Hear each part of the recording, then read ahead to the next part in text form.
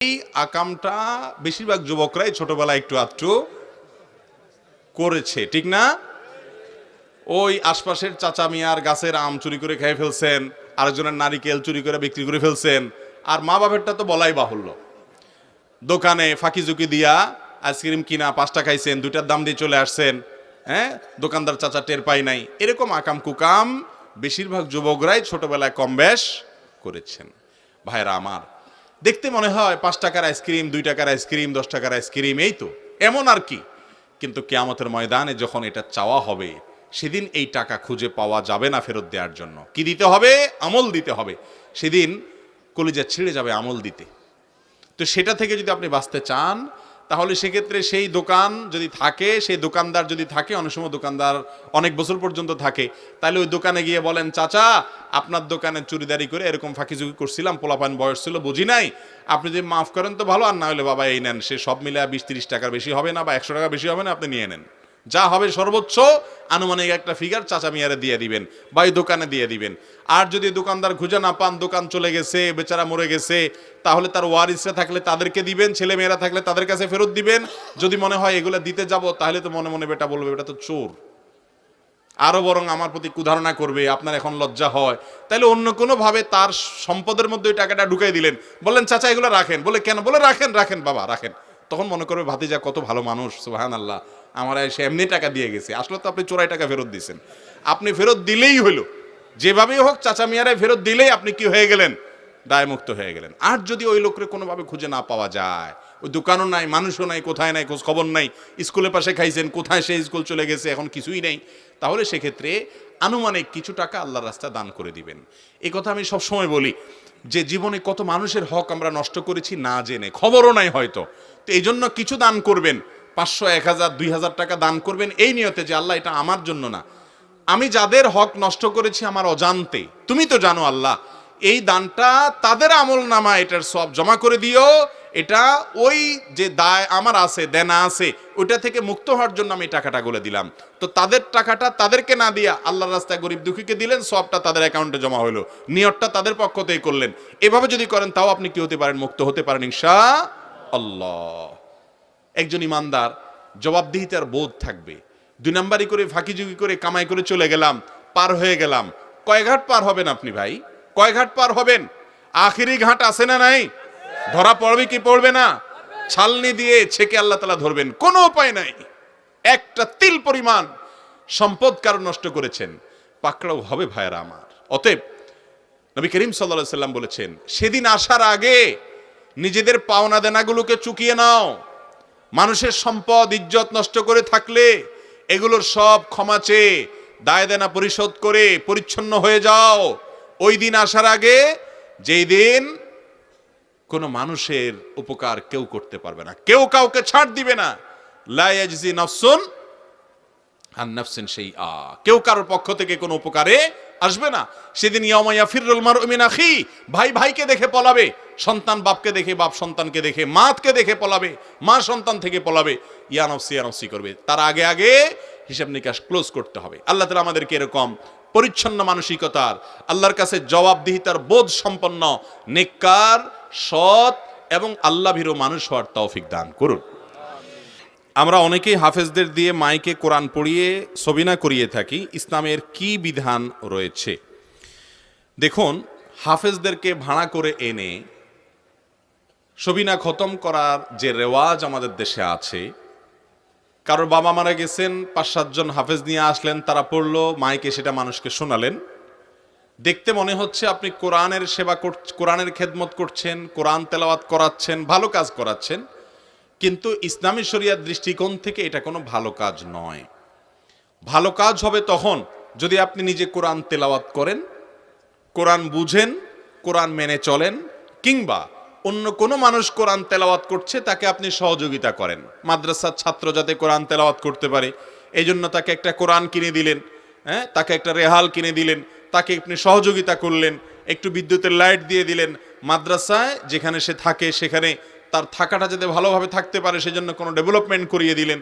আপনি কোরআনকে তেলাওয়াতে সহযোগিতা করতে পারেন, কোরআন নিজে তেলাওয়াত করতে পারেন, কিন্তু লোক ভাড়ারে নিয়ে টাকা পয়সা দিয়ে কোরআন তেলাওয়াত করাবেন আর সওয়াবটা আপনি পেয়ে যাবেন, এরকম কোন সিস্টেম ইসলামে নাই। টাকাটা আমি আপনাকে দেব, আপনি ভাতটা খেয়ে নেবেন, তাতে আমার পেট ভরে যাবে, এরকম কোন সিস্টেম আছে? বরং আপনাকে আমি যে টাকা দিলাম, টাকাটাও আপনি পাইলেন, পেটটাও আপনার ভরলো, আমি ফাও। ঠিক না ভাই? ঠিক। একইভাবে যেই হাফেজ রে আপনি টাকা দিয়া তেলাওয়াত করাইলেন, ওই হাফেজ টাকাও পাইলো, তেলাওয়াতও সে করলো, আপনি ফাও, আপনার আমও গেছে, ছালাও গেছে। এটা একটা ভুল প্রচলন। টাকা দিয়ে কখনো এই সমস্ত ইবাদতের সওয়াব কেনা যায়? যদি যাইতো তাহলে পয়সাওয়ালারা সব হুজুরদেরকে পিছে ফেলাইয়া জান্নাতে সবার আগে চলে যেত। ঠিক না ভাই? ঠিক। আপনারা কখনো এই ভুল করবেন না, মন অনুগ্রহ করে। আপনার বাবা মারা গেছেন, আপনি নিজে কোরআন তেলাওয়াত করেন, করে আল্লাহর কাছে দোয়া করেন। আপনি নিজে যে সমস্ত আমলের সওয়াব পাঠানো যায় মুর্দার তরফ থেকে, সেগুলো করে তাদের পক্ষ থেকে আল্লাহকে বলেন যে আল্লাহ এর সব আমার বাবা মায়ের আমল নামায় আপনি যুক্ত করে দেন। আপনি করেন, আপনার পরিবারের লোকেরা করেন। অন্য লোকদেরকে আপনি অনুগ্রহ করে করতে বলেন, তারা যদি মুর্দার জন্য দোয়া করে করলো। কিন্তু টাকা দিবেন এবং বলবেন যে পয়সা দিলাম, তুমি দোয়া করে দাও আমার মরা ভাইয়ের জন্য, মরা বাবার জন্য, আমার মৃত আত্মীয় স্বজনের জন্য। এই টাকা দিয়ে মুর্দার জন্য দোয়া করার কোনো শরীয়তে অনুমোদন নাই, এটা জায়েজ না, এটা গুনাহ। যেই হুজুর টাকা নিবে উনি নিজেও হারাম খাইলো, আর যে দিল সেও গুনাহগার হলো। এখন এই সব কথা হুজুররা বললে আমাদের নিজেদের লস। এখন কথা হলো, তাহলে আমরা কি করব? আপনারা করবেন হলো, মাদ্রাসা এমনি টাকা দিবেন, আপনার হেফজখানা আশেপাশে আছে, 5,000 10,000 টাকা দিবেন এবং নিয়ত করবেন, আল্লাহ আমার বাবা আমার মা মাঝে মারা গেছেন, এই টাকাটার সওয়াব আমার এই যে মাদ্রাসায় দেওয়ার কারণে, বোর্ডিংয়ে দেওয়ার কারণে, ছাত্রদের জন্য দেওয়ার কারণে, তারা দিন শিখতে পারে যেন আমি সহযোগিতা করলাম, এর মাধ্যমে যে সওয়াবটা হবে আমার বাবা মা মায়ের রুহের মাগফিরাতের জন্য আপনি সেটা নিয়েন, আল্লাহ তাআলা সেটা আপনার বাবা মার অ্যাকাউন্টে জমা করে দিবেন। এটা ঠিক আছে। কিন্তু ওই যে ভাড়া আনবেন, বলবেন হুজুর টাকা দিলাম এই জন্য বিনিময়ে এটা করে দেন, এটা করা যাবে না। আপনি দান করবেন, দানের সওয়াব পাবেন। আর আপনি যদি কাউকে দান করেন, তার দিল থেকে যদি দোয়া আসে, সেটা হলো আসল দোয়া, সেই দোয়াটা হলো আসল দোয়া। অতএব মুর্দার জন্য নিজে দোয়া করবেন, অন্যদের কাছে দোয়া চাইবেন, কিন্তু পয়সা দিয়া কোনো দোয়া নেওয়ার সিস্টেম নাই। আরেকটা বিষয় মনে রাখবেন, সবিনা খতমের নামে বিভিন্ন জায়গায় মাইক লাগিয়ে যে আমরা তেলাওয়াত করাই, এই মাইকের আওয়াজ যতদূর পর্যন্ত যাবে, কোরআনে কারীমের তেলাওয়াত হলে সেটা শোনাটা আবশ্যক। কোরআনের তেলাওয়াত হলে যারা শুনবে, যাদের কানে আওয়াজ যাবে, তারা নীরব দর্শক হয়ে শুনতে হবে। আল্লাহ বলেছেন যে ফাইদা কুরিয়াল কোরআন ফাসতামিউ লাহু ওয়া আনসিতু লাআল্লাকুম তুরহামুন, যখন কোরআন তেলাওয়াত করা হবে তোমরা চুপ থাকবে, মনোযোগের সাথে শুনবে।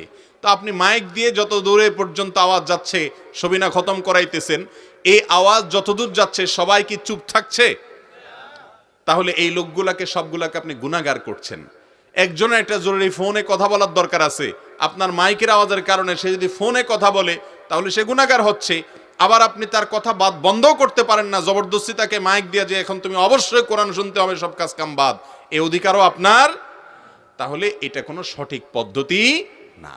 আপনি আপনার মৃত মা বাবার জন্য কোরআন পড়ে বিভিন্ন ইবাদত বন্দি করে দোয়া করেন, হেফজখানার ছাত্রদেরকে টাকা পয়সা দেন, দান হিসাবে কোনো বিনিময় তার জন্য তাদের কাছে চাইবেন না। বিনিময় চাইবেন কার কাছে? আল্লাহর কাছে। আমাদের দেশে একটা সিস্টেম হলো, হুজুরের 2টা ভাত খাওয়াইয়াও বলে হুজুর একটু দোয়া করে দেন, এবার একটা হাত তুলে দেন, মানে আপনার পেটে কিছু ভাত দিলাম, অতএব রেস্টুরেন্ট, রেস্টুরেন্ট মানে কি? ভাড়ার বিনিময়ে খাওয়া। যে হুজুর আমি আপনারে খাওয়াইছি, অতএব আপনি এখন ফিডব্যাক দেন। তা আপনি খাওয়াইছেন কার জন্য? আল্লাহকে খুশি করার জন্য। সওয়াব দিবে কে? এখন যদি হুজুরে বলেন হুজুর আপনি বিনিময় দিয়ে দেন, দোয়া করে ফেলান, তাহলে আল্লাহর কাছে আর কিছু আশা করতে পারেন আপনি?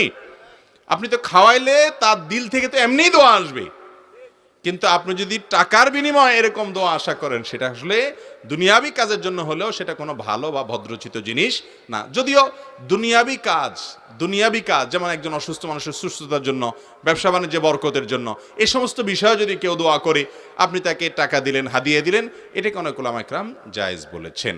অতএব সবিনা খতম এভাবে করানো ইসলামী শরিয়ার দৃষ্টিকোণ থেকে কোনো ভালো কিছু নয়। এরপর প্রশ্ন হলো, মসজিদে প্রবেশ করার সময় থাকলে 2 রাকাত সুন্নাত না পড়ে বসে গেলে গুনাহ হবে কিনা? মসজিদে প্রবেশ করার পর যদি সালাত পড়ার সুযোগ থাকে, পরিবেশ থাকে, সময় থাকে, তাহলে আপনি 2 রাকাত নামাজ পড়ে বসবেন। এই বসাটা ওয়াজিব। এই নামাজ পড়াটা তাহিয়াতুল মসজিদ যেটাকে আমরা বলি, বা দুখুল মসজিদ, একই কথা। এই দুখুল মসজিদ বা তাহিয়াতুল মসজিদ, মসজিদের সম্মানার্থে ঢোকার পরেই 2 রাকাত নামাজ পড়ে বসা, এটা কি ওয়াজিব, যেটা তরক করলে ডাইরেক্ট বসে গেলে গুনাহ হবে, নাকি এটা সুন্নাত? এটা নিয়ে ফোকাহ ইকরামের মধ্যে মত পার্থক্য আছে। এই হাদিসকে বুঝার ক্ষেত্রে অ্যানালাইসিস করে, গবেষণা করে, এটা থেকে মাসআলা উৎকলনের ক্ষেত্রে ফোকাহ ইকরামের মত পার্থক্য আছে। ইমাম আবু হানিফা রাহিমাহুল্লাহর মত হলো, আমাদের দেশে উলামা ইকরাম যে হানাফি মাযহাব আছে, আমাদের দেশে হানাফি মাযহাব এবং গোটা দুনিয়াতে হানাফি মাযহাব অনুযায়ী এটা ওয়াজিব না। এটা পড়লে অফুরন্ত সওয়াব হবে, অনেক ভালো কাজ, কিন্তু কেউ বসে গেলে গুনাহগার হবে না।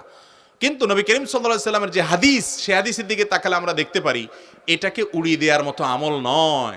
নবী করিম সাল্লাল্লাহু আলাইহি সাল্লাম বলেছেন, তোমাদের কেউ যখন মসজিদে প্রবেশ করবে, ফালা ইয়াজলিস আও ফালা ইয়াকউদ হাত্তা ইয়ারকা রাকাতাইন, 2 রাকাত নামাজ পড়া ছাড়া, মসজিদে ঢোকার পর তাহিয়াতুল মসজিদ পড়া ছাড়া যেন সে না বসে। মসজিদে ঢুকলে নামাজ পড়েই যেন কি করে?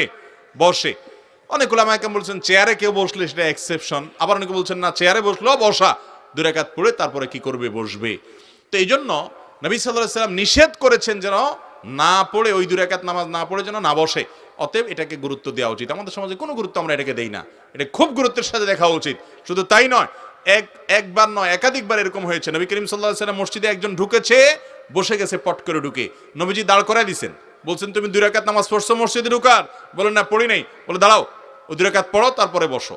কত গুরুত্বপূর্ণ হলে এটা করেন। আর আমাদের সমাজে এটার কোনো গুরুত্ব তেমন, মসজিদে ঢুকছেন, 2 রাকাত নামাজ পড়বেন, তারপরে এবার আপনি বসেন, অসুবিধা নাই। আর যদি আপনি না বসেন,